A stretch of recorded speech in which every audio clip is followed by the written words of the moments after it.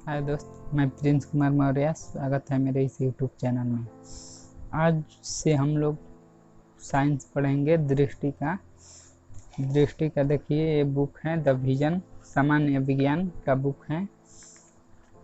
इस बुक में physics, chemistry, biology तीनों सब्जेक्ट हैं। हम लोग बायोलॉजी से पढ़ना चालू करेंगे। देखिए, इससे पहले एक दिन क्लास हो गया है। हम लोग इस क्लास में बायोलॉजी से चालू किए हैं। जैविक वर्गीकरण, बायोलॉजिकल क्लासिफिकेशन चैप्टर पढ़ रहे हैं। इसमें एक दिन क्लास हो गया है। आज पादप से, प्लांट से चालू करेंगे। देखिए, तो चालू करते हैं पादप से। यह सेल्यूलोज से बने कोशिका भित्ति वाले बहुकोशिकीय यूकैरियोटिक जीवों का समूह है। ये स्वपोषी होते हैं और प्रकाश संश्लेषण प्रक्रिया द्वारा स्वयं का भोजन बनाते हैं। अंततः क्लोरोफिल धारक सभी पौधे इस वर्ग के सदस्य हैं। इसका शरीर ऊतकों एवं अंगों से निर्मित होता है। पादपों को निम्न उपवर्गों में बांटा जा सकता है। थैलोफाइटा, इस पौधों के शरीर के सभी घटक पूर्ण रूपेण विभेदित नहीं होते, अर्थात इनकी संरचना मूल तना तथा पत्तियों में विभाजित नहीं होती है। इस वर्ग के पौधों को सामान्यतः शैवाल कहा जाता है। ये मुख्यतः जलीय पादप होते हैं, जैसे यूलोथ्रिक्स, स्पाइरोगाइरा, कारा इत्यादि। देखिए, ये स्पाइरोगाइरा का फिगर है। ब्रायोफाइटा, इस वर्ग के पादप में जल एवं अन्य चीजों का शरीर के एक भाग से दूसरे भाग में संवहन के लिए विशिष्ट संवहनी ऊतक नहीं पाए जाते। ये पादप तना और पत्तों जैसी संरचना में विभाजित होते हैं। इस वर्ग के पौधों को पादप वर्ग का उभयचर भी कहा जाता है। उदाहरण के लिए मास, फ्यूनेरिया, मार्केसिया इत्यादि। देखिए, ये मार्केसिया का फिगर है, ये मास का फिगर है। टेरिडोफाइटा, इन पौधों का शरीर जड़, तना तथा पत्तियों में विभाजित होता है। इनमें संवहन ऊतक भी उपस्थित होते हैं। उदाहरण के लिए फर्न, मार्सिलिया, हार्सटेल इत्यादि। उपयुक्त तीनों वर्गों के पादप में जननांग अप्रत्यक्ष होते हैं तथा इसमें बीज उत्पन्न करने की क्षमता नहीं होती। देखिए, ये फर्न का फिगर है, ये धान की फसल के साथ एजोला का फिगर है। जिम्नोस्पर्म, ये पौधे नग्न बीजी होते हैं, अर्थात इनके बीज फलों के अंदर नहीं होते। ये पौधे बहुवर्षीय, सदाबहार तथा काष्ठीय होते हैं, जैसे पाइनस तथा साइकस इत्यादि। देखिए, पाइनस का फिगर है, ये साइकस का फिगर है।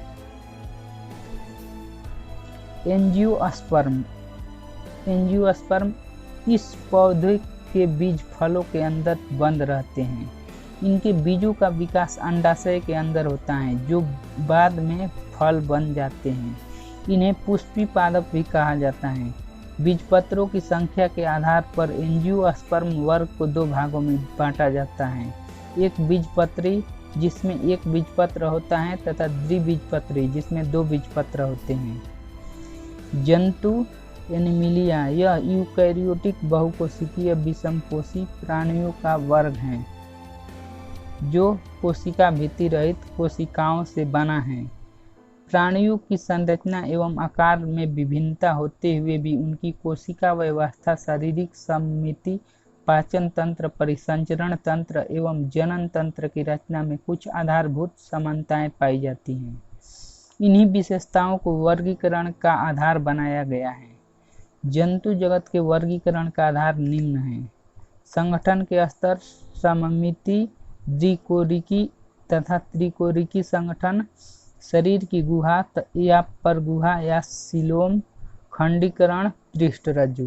देखिए, संगठन के स्तर, यद्यपि प्राणी जगत के सभी सदस्य बहुकोशिकीय हैं, परंतु सभी एक ही प्रकार की कोशिका के संगठन को प्रदर्शित नहीं करते। कुछ में कोशिकीय स्तर का संगठन दिखता है तो कुछ में ऊतक स्तर का संगठन दिखाई पड़ता है।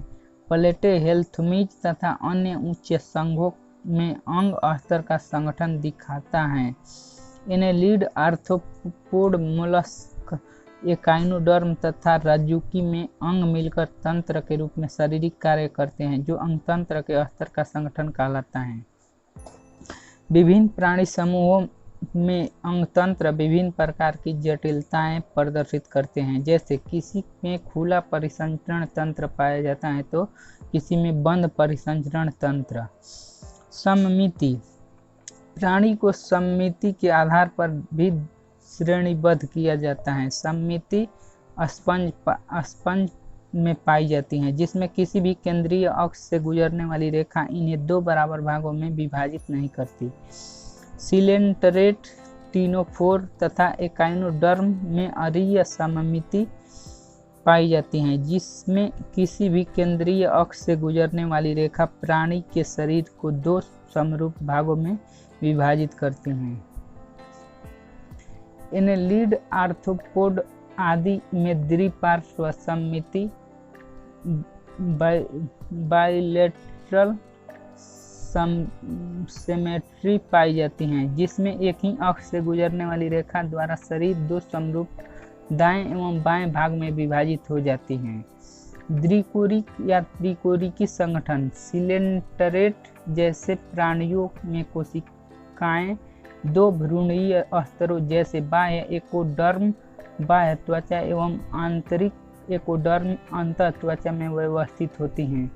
ये प्राणी द्विकोरिक कहलाते हैं। वे प्राणी जिनके विकसित भ्रूण में तृतीय भ्रूण स्तर अर्थात मेसोडर्म उपस्थित होता है त्रिकोरिकी कहलाते हैं, जैसे प्लेटेहेल्थमीज से रज्जुकी तक के प्राणी। परगुहा शरीर की गुहा, शरीर भित्ति बॉडी वाल तथा आहार नाल गट वाल के बीच में गुहा कैविटी की उपस्थिति अथवा अनुपस्थिति वर्गीकरण का महत्वपूर्ण आधार है। मध्य त्वचा से आच्छादित शरीर गुहा को देह गुहा या परगुहा कहते हैं। इससे युक्त प्राणी को परगुही प्राणी कहते हैं, जैसे एनेलिड, मोलस्क, आर्थ्रोपोड, एकाइनोडर्म तथा कार्डेट।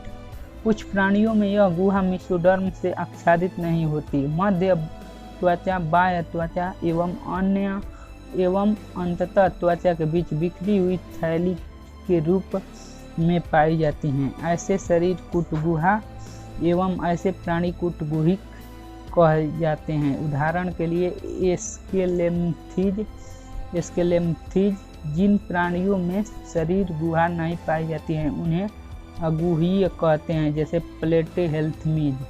खंडीकरण कुछ प्राणियों में शरीर बाह्य तथा आंतरिक रूप से श्रेणीबद्ध खंडों में विभाजित रहता है, जिसमें कुछ अंगों की पुनरावृत्ति होती है। इस प्रक्रिया को खंडीकरण कहते हैं। उदाहरण के लिए केंचुए का शरीर।